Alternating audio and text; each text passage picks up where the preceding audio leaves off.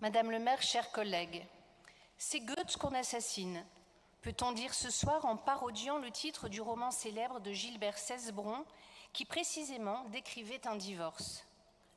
L'Institut Goethe, qui est un élément essentiel de l'échange interculturel franco-allemand, de la promotion de la langue allemande et de la mise en réseau des scènes culturelles de l'Allemagne et de la France, a décidé de fermer 3 de ses 5 antennes installées à Lille, Strasbourg et Bordeaux. À l'occasion de cette délibération, nous tenions à réagir fortement et amorcer ensemble une réflexion sur ce que signifie la fermeture annoncée de cette institution lilloise. Cette situation exprime bien un paradoxe européen.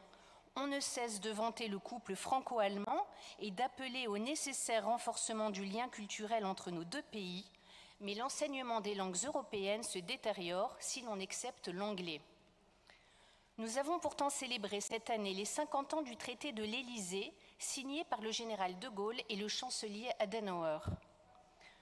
Nous évoquons ce soir l'enseignement de la langue allemande, mais on pourrait tout aussi bien songer à l'espagnol, à l'italien ou au portugais. L'esprit européen se nourrit de la diversité. La fermeture annoncée de l'Institut Goethe est donc un repli de l'esprit européen dans notre ville, au-delà d'être le symptôme du recul important de l'enseignement de la langue allemande dans notre pays. C'est un fait regrettable, plus que le résultat d'une absence de volonté politique. Il est désormais loin le temps où l'allemand était la première langue enseignée dans les collèges et les lycées d'enseignement général, alors même que les stigmates encore récents des 2 conflits mondiaux auraient pu en détourner notre jeunesse. Celui qui ne connaît pas les langues étrangères ne connaît rien de sa propre langue, écrivait Goethe dans ses Maximes et réflexions.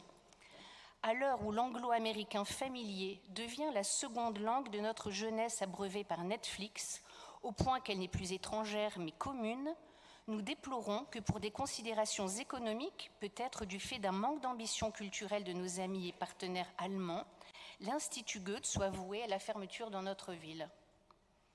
Nous souhaiterions que notre municipalité pallie cette situation en favorisant l'enseignement de la langue allemande dans le panel de l'offre culturelle et périscolaire de la ville de Lille. Nous proposons également que se mettent autour d'une table non seulement les sponsors et partenaires actuels de l'Institut, mais aussi tous ceux qui œuvrent dans ce secteur du plurilinguisme. À l'heure actuelle, apportent déjà leur concours à l'Institut le rectorat, le conseil régional, le conseil d'architecture, d'urbanisme et de l'environnement, ainsi que notre ville, bien entendu.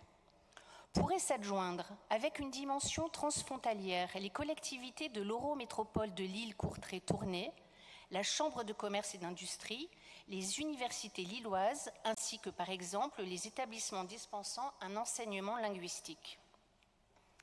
Notre ville serait légitime à initier cette table ronde en raison des liens étroits qu'elle a noués de longue date avec ses villes jumelles. Rappelons d'une part que dès juillet 1958, préfigurant en quelque sorte la construction européenne, Lille et 5 autres villes d'Europe décidaient de se jumeler, au nombre desquelles la ville de Cologne, et que d'autre part, en 1988, 1 an avant la chute du mur de Berlin, notre cité se jumelait avec la ville d'Erfurt, alors en RDA. L'un des buts explicites de ce jumelage étant de favoriser la promotion de la langue et de la culture.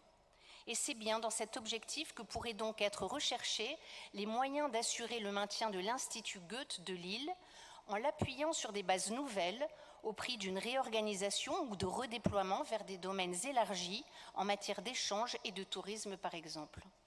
Nous formons le vœu que cette démarche commune auprès des autorités françaises et allemandes concernées puisse permettre de sauvegarder l'Institut Goethe de Lille, partenaire essentiel dans les relations franco-allemandes et acteur culturel important de notre territoire. Nous sommes pour notre part tout à fait disposés à participer à une discussion sur les solutions à adopter pour pallier cette situation au niveau municipal. Je vous remercie.